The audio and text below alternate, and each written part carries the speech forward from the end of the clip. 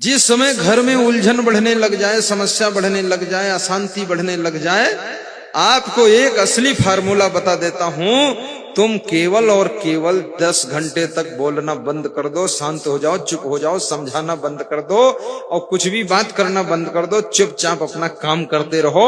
10 घंटे में ऑटोमेटिक सब समझ जाएंगे, सब ठीक हो जाएगा।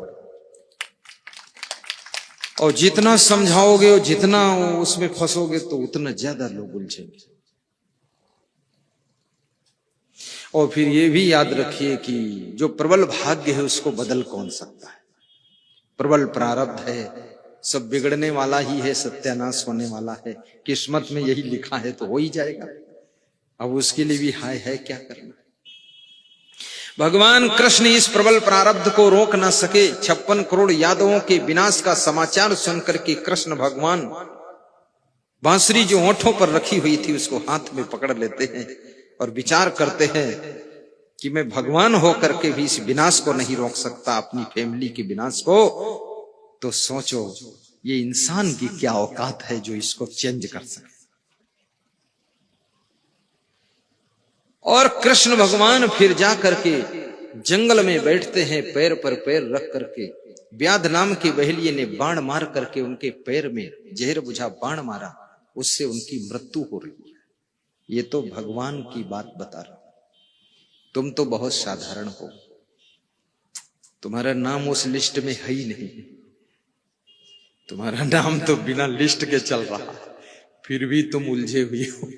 तुम्हारे हाथ में सब कुछ नहीं है, तुम्हारे बस का भी नहीं।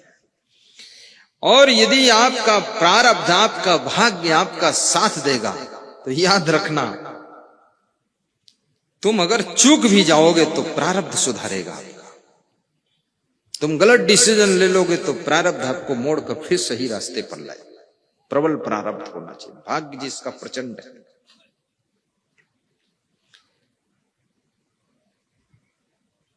और जो लोग तुम्हारे रास्ते में बाधक बनेंगे वे अपने आप खत्म होते चले जाएंगे। विशेष जिसका प्रारब्ध होता है उस व्यक्ति की राह में बाधक बनने वाले लोगों का क्रमशः विनाश होता चला जाता है। इसलिए और ये भाग्य और प्रारब्ध ये कैसे बनता है, ये कैसे बनता है? तुम भक्ति करोगे इससे तुम्हारा पुण्य बढ़ेगा, दान करोगे इससे पुण्य और प्रारब्ध बनेगा, माता पिता की सेवा करोगे भाग्य प्रबल होगा, बहन को भी सहयोग करोगे, पड़ोसी को सहयोग करोगे, सत्संग समागम कराओगे तो महाप्रारब्ध उदय होगा, प्रचंड भाग्य उदय होगा।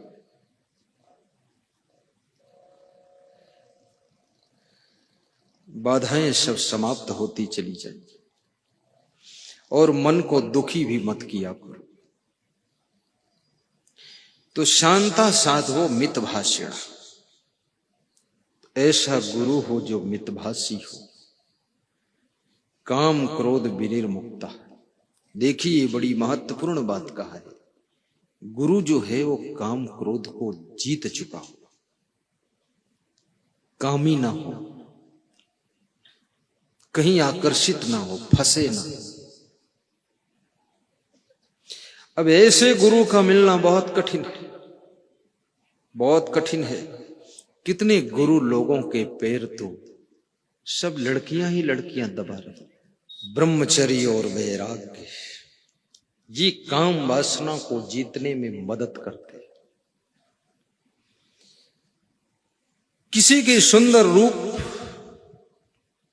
में आकर्षित होकर के अपने जीवन के स्वरूप को मत बिगाड़िए।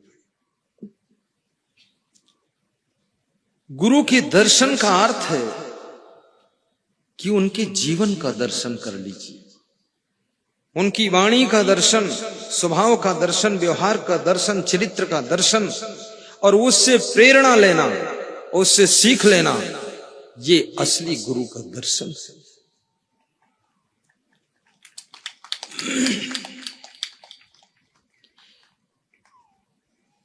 तो जो काम विजयी हो गया और जो क्रोध को भी काबू रखता है। क्रोध तो सबके अंदर होता ही है, उल्टा होने पर वो पैदा होता है, लेकिन कंट्रोल में रहे।